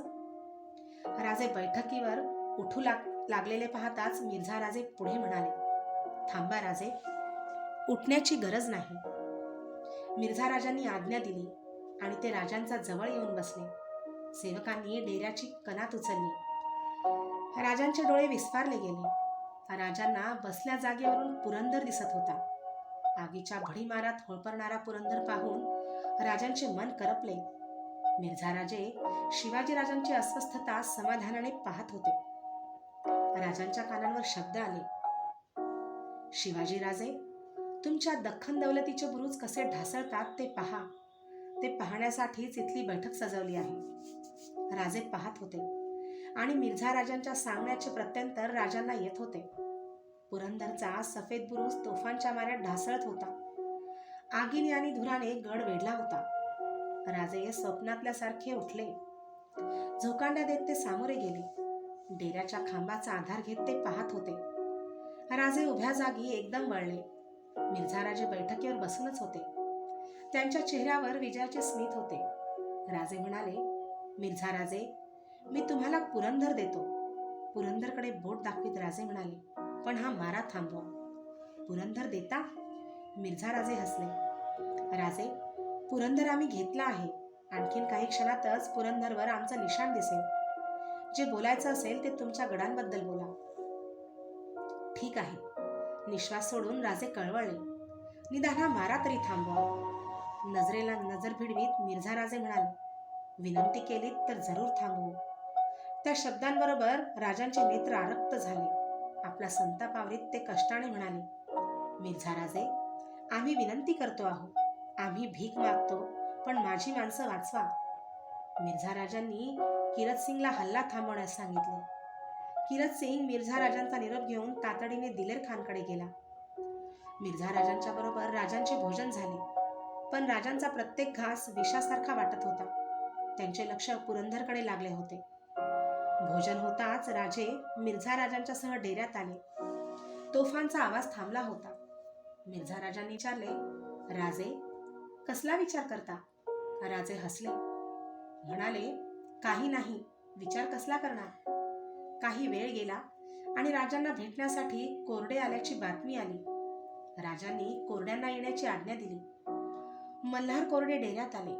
त्यांनी राजांना मुजरा केला. राजांनी विचारले, कोरडे, गड खाली झाला? नाही महाराज. का? आपली आज्ञा झाल्याखेरीज लढाई थांबवायला हवालदार नाईक तयार नाही. राजांनी अभिमानाने मिर्झा राजांच्याकडे पाहिले. राजे कोरड्यांना म्हणाले, असेच माघारी जा. लढाई थांबवून गड खाली करण्याची आज्ञा हवालदारांना कळवा आणि मुरारबाजींना आम्हाला भेटायला सांगा. महाराज, कोरडे उद्गारले. का? महाराज, मुरारबाजी लढाईत कामी आले. कोरड्याने सांगितलेल्या बातमीने राजे सुन्न झाले. कोरडे मुजरा करून बाहेर गेले. मिर्झा राजे शिवाजी राजांच्याकडे पाहत होते. राजांचे डोळे उभ्या जागी भरून आले होते. मुठी वळल्या होत्या. राजांचे भान हरपले होते. गालांवरून निखळलेली आसवे खालच्या गालिच्यावर ठिपकत होती. मिर्झा राजे पुढे झाले. राजांच्या खांद्यावर स्नेहभराने हात ठेवीत मिर्झा राजे म्हणाले, एक माणूस हरवला म्हणून डोळ्यात पाणी? राजासाहेब, लढाईत हे चालायचंच. राजांनी मिर्झा राजांकडे पाहिले आणि ते ओरडले, आनंदराव. आनंदराव आत आले. राजांनी आज्ञा केली, आनंदराव, कोरड्यांना बोलवा. राजांनी डोळे टिपले. मिर्झा राजे राजांच्याकडे पाहत होते. कोरडे आत आले.